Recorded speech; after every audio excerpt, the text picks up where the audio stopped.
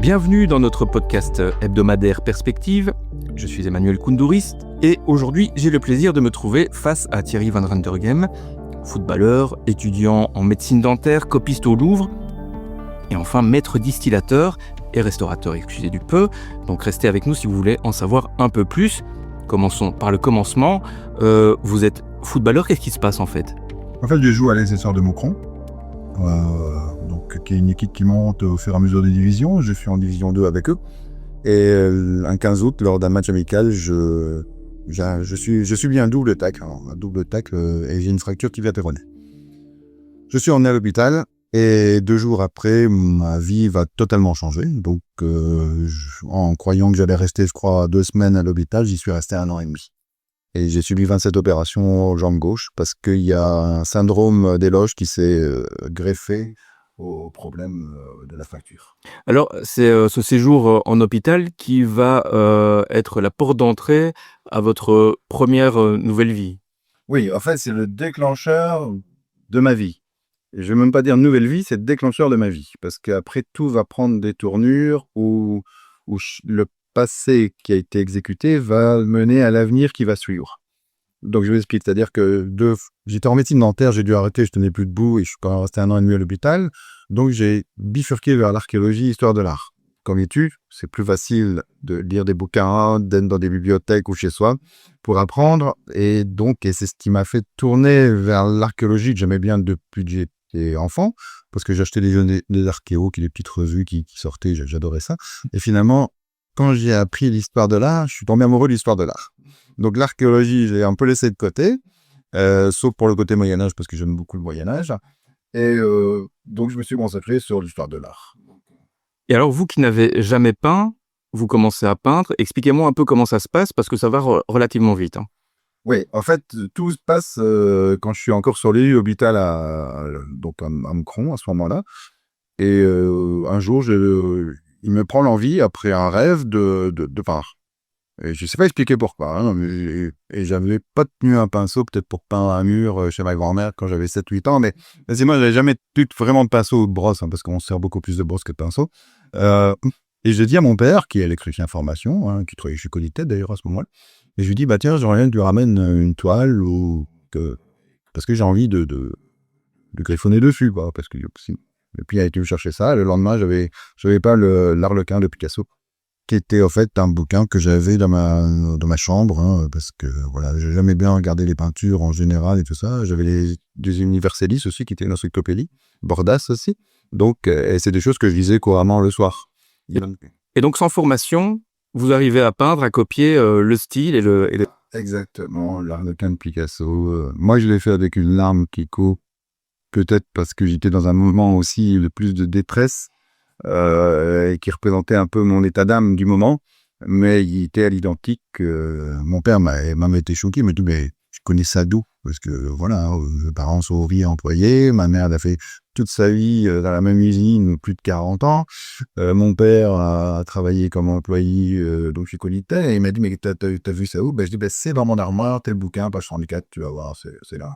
Ok, alors c'est une chose, mais ensuite, vous entrez au Louvre.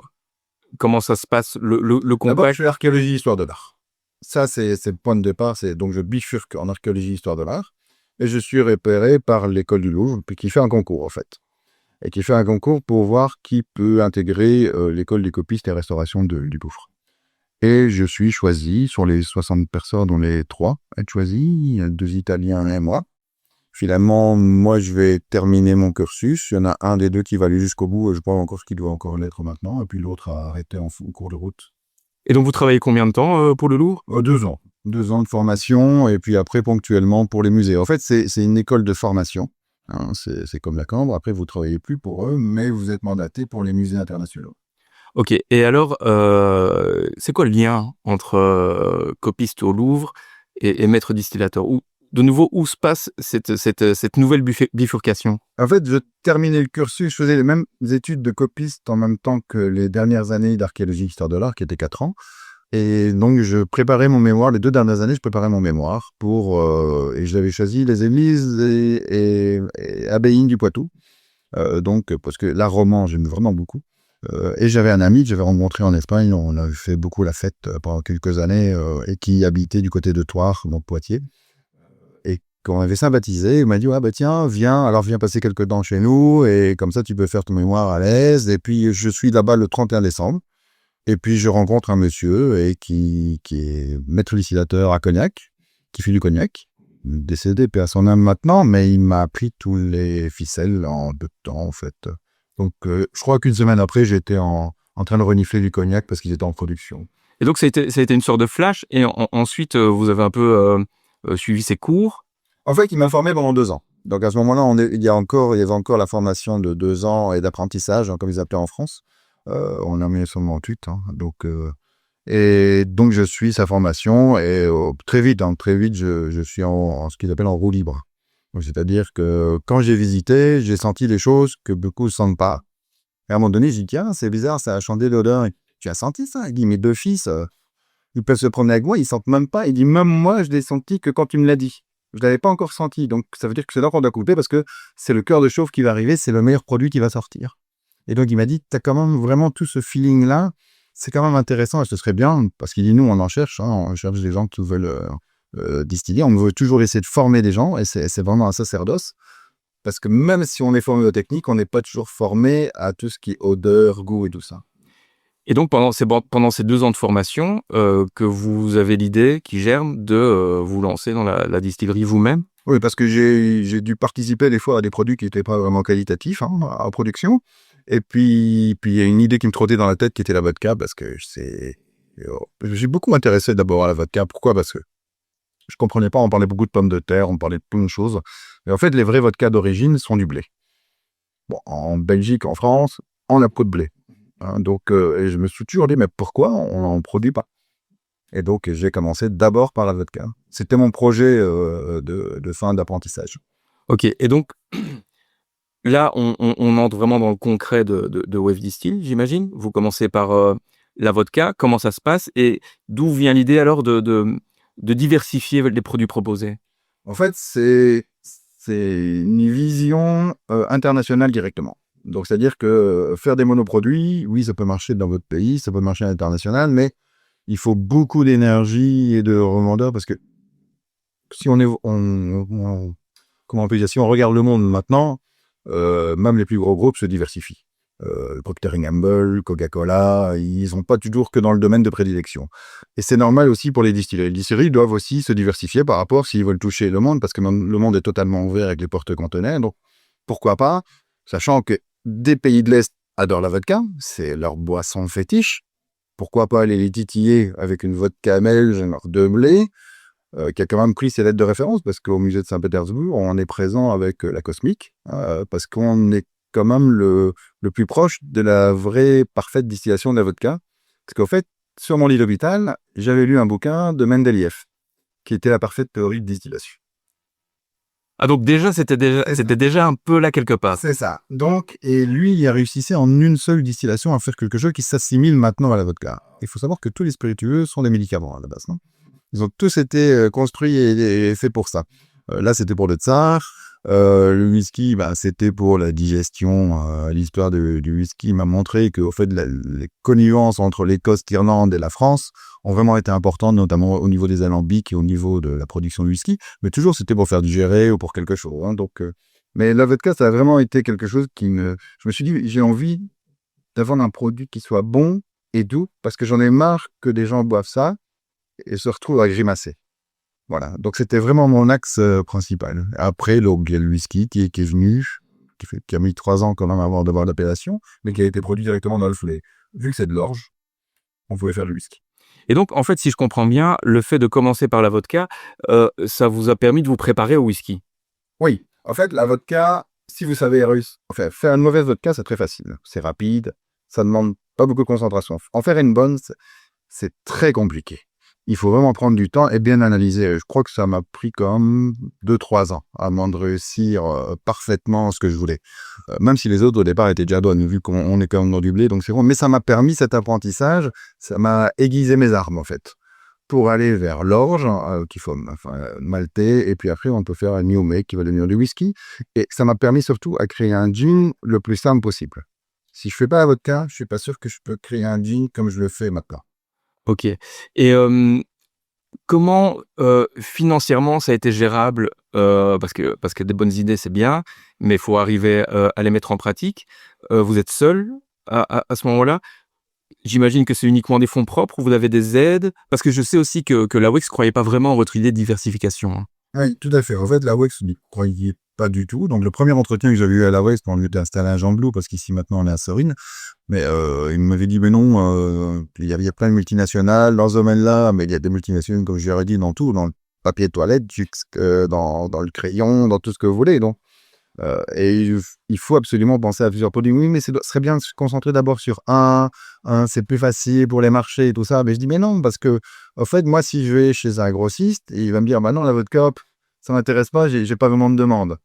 Donc, ça me- je partais du principe que le départ, c'est d'abord, il faut vendre des produits qu'on peut vendre tout de suite, vodka, gin, pour financer aussi la tente de whisky. Alors, j'y ai mis bien sûr tous mes fonds propres, hein, ce qui est normal, tous les fonds propres accumulés au football ou dans mon travail à Cognac ou au Louvre pour la peinture. Et ça m'a permis, au fait, de tenir les années qu'il faut tenir, en fait. Parce qu'il faut les alambics, il faut l'endroit et puis il faut le temps que ça prend aussi. Oui, tout à fait. Et ça demande beaucoup de temps parce qu'il faut savoir qu'une production de, on va dire, 200 litres de whisky avec nos alambics de 1000 litres et 480 litres, c'est une journée. Donc, mais il faut 48 heures de fermentation.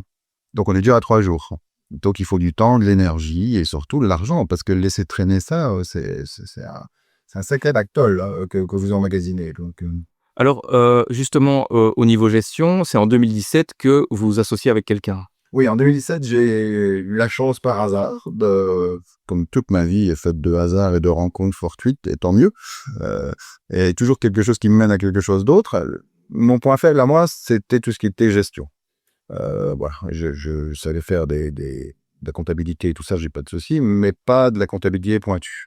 Et il me manquait un gestionnaire et une vision extérieure aussi, parce que le problème qu'on a quand on est maître distillateur, c'est que on regarde souvent le guidon et on lève rarement la tête. Donc il fallait quelqu'un qui prenne ma tête et qui la relève d'un coup en disant oh oh oh, oh t'as du potentiel, c'est des bons produits, c'est de très bons produits, tout le monde le dit, hein, des États-Unis jusqu'en Europe, mais il faut peut-être avoir une vision plus, on va dire, comment il appelle, bilantaire, plus gestionnaire, de la progression de la chose. Et donc, j'ai rencontré un monsieur qui s'appelle Benoît Berthollet, qui est devenu administrateur de la société, par hasard, parce que j'avais un associé à l'époque qui voulait lancer une application de vente en ligne que je croyais pas du tout. Donc, moi, je me suis déplacé avec des pieds de plomb là où étaient ses bureaux. Quand j'ai eu, il a bien dû comprendre que j'avais des pieds de plomb, parce que moi, j'ai juste pris des bouteilles pour faire des dégustations, parce que comme ça, au moins, j'étais sûr de pas m'ennuyer. Au départ, d'ailleurs, il n'a pas voulu ni goûter le vodka ni le whisky. Et puis j'ai insisté, je dis attention, faut regarder ça dans un autre œil. C'est pas une vodka d'alcool éthylique qu'on a réduit à 40 degrés. C'est vraiment une bonne vodka de blé. Il faut ça. Et donc il a goûté, il dit, mais c'est pas une vodka. Donc, si, ça c'est une vodka. C'est parce que les gens confondent souvent ce qui se vend malheureusement qui est pas trop cher et qu'on dit oui c'est vodka, mais en fait c'est juste d'alcool éthylique qui a été un peu réduit avec de l'eau. Et puis, il voulait pas me goûter le whisky parce qu'il n'aimait pas les whiskies tourbés. Je dis, attention, c'est pas un whisky tourbé, c'est un whisky fumé. Donc, ça peut, et il a goûté, il a adoré. Et on a gardé le contact comme ça, on n'a pas fait l'application. Il nous a vendu comme un NAS de stockage et tout ça. Et donc, on s'est revus 3-4 fois. Puis moi, ça n'allait plus avec mon associé, au fait, je me rendais compte que je faisais tout, dans le commercial, tout, et puis que lui arrivait, posait ses pieds, puis il faut faire ci, il faut faire ça, mais c'est pas ça que je demande comme associé. Puis dans la discussion, lui, il en avait marre de où il se trouvait, et puis on s'est vu, on ne sait plus, et il a adhéré au projet en 2017, et il a eu la vision aussi de mettre vraiment la distillerie. C'est lui qui a cette vision en 2019, où on achète ici à Sorine, une ancienne fermette, enfin un corps de ferme, mais de matériel, de logement de matériel, pas une vraie ferme, elle est juste derrière la vraie ferme. Et donc, c'est lui qui a ce projet-là aussi d'implanter carrément la distillerie et d'avoir nos murs à nous. Et à partir de là, l'internationalisation s'intensifie? Comment ça se passe? Il faut en juillet. En fait, elle a commencé juste avant le Covid. Fin 2019, 2020. On devait signer avec un gros groupe allemand qui s'appelait EDK. EDK, ils avaient flashé, on avait été à Anuga, à Cologne. Ils avaient flashé sur nos whisky et même le vodka. Hein. Le vodka a passé aussi, le gin un peu moins. Et au fait, le Covid a stoppé ce partenariat. Donc, et après, ils ont décidé de vendre que de l'allemand. Ils ont recentré après le Covid et on n'a jamais finalement rentré chez eux. Mais ça nous a donné l'idée, avoir fait Hanouga à Cologne cette année, en 2019, ça nous a donné l'idée que nos produits plaisaient à l'international. Et ça a été le déclencheur. Et votre port d'entrée, donc c'était les Pays-Bas et la France, j'imagine. Ça, c'est ça, ouais, c'est le départ, oui. Et ensuite, ça vous a ouvert des perspectives pour quel autre pays? Il faut savoir qu'en France, on a été choisi par la Maison du Whisky, qui est une référence mondiale. Ça aide aussi beaucoup. Quand eux, ils choisissent un produit, c'est que c'est un produit qualitatif. Ils sélectionnent vraiment. Et eux, ils ont fait un projet qui s'appelait Microdistillerie. Et comme ça, on pouvait rentrer avec nos produits et qu'ils ont été choisis. Maintenant, on vend de plus en plus avec eux. Et ça a permis aussi une vision à l'international. Ok. Et donc, vous êtes un des derniers développements, et non des moindres, c'est l'Asie, et notamment le Japon, qui est quand même un pays de whisky. Comment ça s'est passé?